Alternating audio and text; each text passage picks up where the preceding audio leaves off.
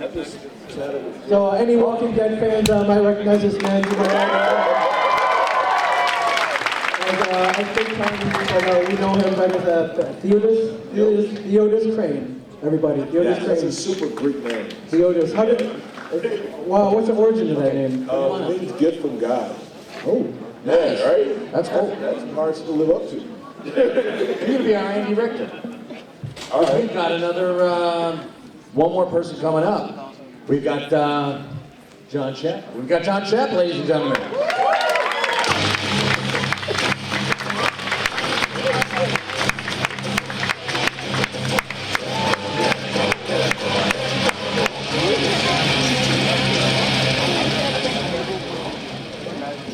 That music cued and everything. Holy crap, I feel tiny. Is that your walk-up song? Are you a fan of pro wrestling? Yes, I'm a fan of pro wrestling. I'm right next to Sergeant Slaughter. Are you really? How's that been?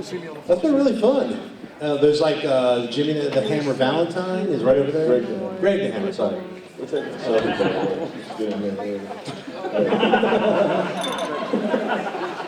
Now I can't change my face.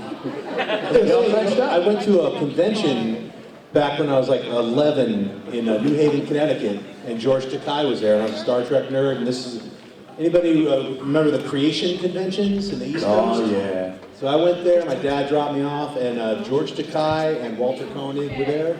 Takei, sorry. They were both there, and I remember that George Takei was like, if you guys want to come outside tomorrow morning, I'm going to go jogging. And he invited everyone there to like go jogging with him. How many showed up? Did you show up? Hell no. I'm like a biscuit. I'm like, I'm not going anywhere, man. I'm looking out there and I'm not seeing too many people that are going to end up on the You didn't second show up for floor. that? No. I wouldn't just even for the story. No, it was fun. It was fun enough to hear him say that. It was like, God, I can't wait to see all the fatties running around fucking almost having a heart attack trying to catch up with that dude. I'm not running for anything.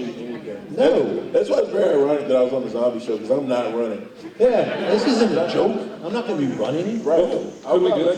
Could we exercise with George tomorrow? We have go into cardiac arrest and then sue George? I'm going to be there. I'm going, man. I'm totally going. Absolutely. Film that shit. Yeah. Yeah. I'll watch it later. I felt bad we kind of bumped Dana Snyder yesterday. He's like, oh, I'll come back with John. Well, yeah, he said he's going to be around here. We So. bumped him again today? Yeah. Okay. Yeah, he said he was going to come on. But want to talk about your I think animation? he bumped himself. Your Did he bump animation? himself? I think he bumped Did he? himself. Danny in the room? It's not here yet. I don't hear him.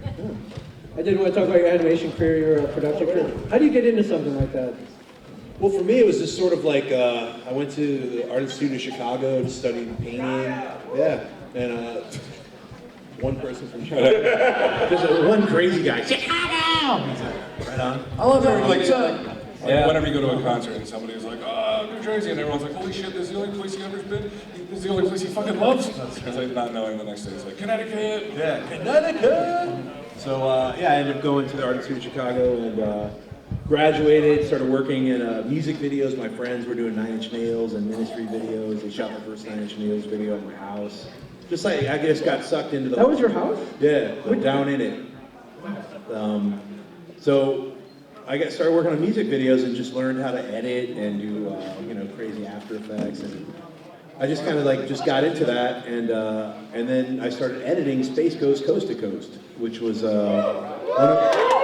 of my friends I was working with in Chicago suggested me to Mike Lazo. Chicago! Yeah, because Lazo was like, I'm looking, I need like a really weird editor. That's what Mike Lazo was like, I need a weird editor. So I sent him a fucked up reel. Here's some weird shit, motherfucker, And it worked. It worked. He was like, come on, 3 months I was in Atlanta. Atlanta, woo! Yeah, Atlanta! William Street! Play my round. Yeah. Peachtree! Rounding, right? Fucking 7,000 peach trees. Atlanta's fucked up. Anyway. Fuck Atlanta. I can swear, right? Yeah. Oh yeah, swear all you want. Right? Fuck Atlanta. Just kidding, Atlanta. I love Atlanta. So anyway, I was in Atlanta for a while, did some Space Ghost, then came back to Chicago. And then the Space Ghost started to become a hit. So they're like, hey, we're doing like 26 of them, but we're doing them all in LA. So I started they put me up in LA for a while, for like a year. And I was like, I got to move out of Chicago. Because at the time in Chicago, I was like doing a little animation company myself. I was doing these little animations for, do you guys remember CD-ROMs? Anyone old enough? Oh yeah. Well, I did this thing called Strange Babies from Planet B, which was these mutant babies. And I did this, and no one liked it. It was for this music magazine called Launch. So it's sort of like Smashing Pumpkins and all these like really, regular like, big bands and stuff. They were on the covers, and then you like put your CD-ROM in and click on the Tune-tanic, and like you click on that, and there's like some weird cartoon I made that was like a minute long. It was like demented. Yeah, by the time it was like high tech, I remember those CDs. I was like, holy shit, it's like moving around. I'm like, so I started doing like weird animation and getting into doing that kind of stuff, and then I just moved to California and did a few more episodes of Space Ghost, and then just started making my own cartoons. And my friend Tommy Blatcha, who I've been friends with for like 25 years, he hired me to work on the Orlando Jones show, so I was working on that for a little bit. And then he and Brendan came up with this idea. They were like, hey, we want to do this cartoon about a death metal band, and we want you to come up with the characters. So they came over to my house, and I just drew all the characters, and they look exactly like what I drew them, except for Pickles. Like I gave him spiky hair. I was like, let's make him punk rock. And then they were like, no, make him look like Devin Townsend. And then after Devin Townsend's manager was like, don't make him look like Devin Townsend. I was like, well, fuck it. I'm going to make him look like if it was Devin Townsend, but he had like a really bad comb over and a beard. So anyway, yeah, so that's how I got involved in making Metalocalypse and started directing the show back in 2005. And none of us knew if it was going to be a hit or not. We were just like I like metal, but I wasn't a death metal fan at the time. And then Brendan and Tommy were like, no, you got to listen to all these bands. So I started listening to Amon and Mark and all these like crazy ass death metal bands. So then I got into death metal. So it was really fun. Like, it was sort of fun to work on that show for like a year before it premiered, because it was like no one knew about it, and it was just like all the metal bands thought we were jerks. You just make fun of metal. Fuck you. I was like, what? Sounds like Lars. Seriously, that's not very metal. Yeah. Well, now they know we're not making fun of metal, we're making fun of everybody. So it's sort of like making fun of the cult of personality, not just metal.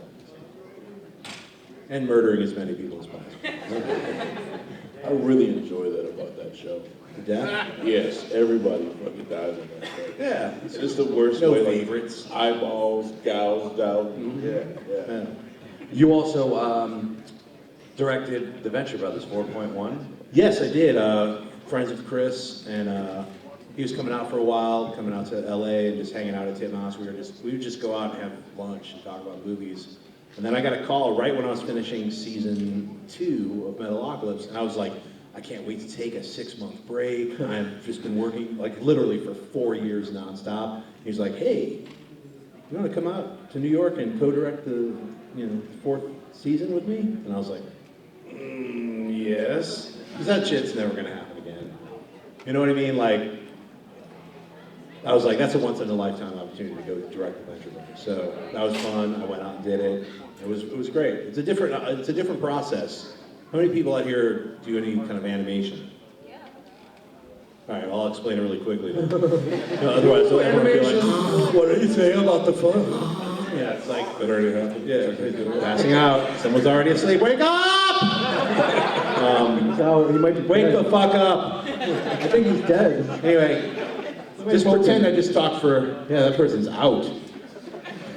He ate too many lemon biscuits.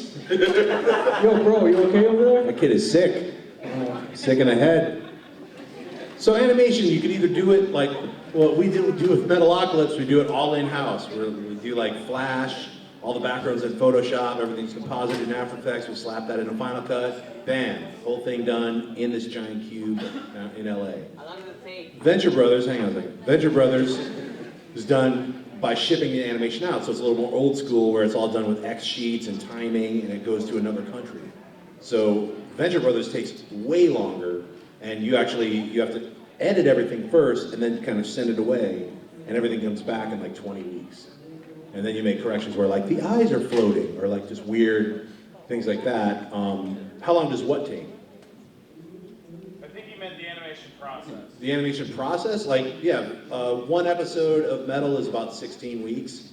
and we stair step it, so it's like we begin one, and then 2 weeks later we begin the second one, then 2 weeks later we begin the third one, so it's like a 40-week process for a season. And with Venture Brothers, it's a little bit longer because it's like doing all the episodes, and then it gets shipped off, and then everybody comes back when all the animation comes back, and then it's, fine-tuning it.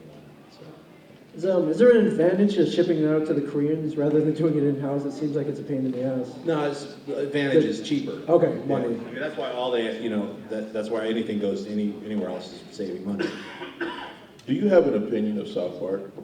No, I like it. Okay, because I do have an opinion, actually. I do like it. But no, because I saw the documentary, was it 6 Days to Air or something like that? That was great. Yeah, great. Yeah, and so it seems like, their process is like a throat chop to like every other animation process, No, it's not. They're little circle bubbles that walk around. That's not, it's not really amazing to me. It's like, yeah, everything's done in CG and they could just do it really quickly. I mean, I think it's cool that their design is so simple that they can basically like write an episode in 4 days and then it airs. Yeah. I would love to be able to do that. Believe me, it's like we're more like, all right, what's the killer background going to be, and then how are we going to get us all this extra fucking horrible work? We kill ourselves for you guys. Fair enough, fair enough. What are you working on right now? Right now, I'm working on The Death of Superman Lives, What Happened.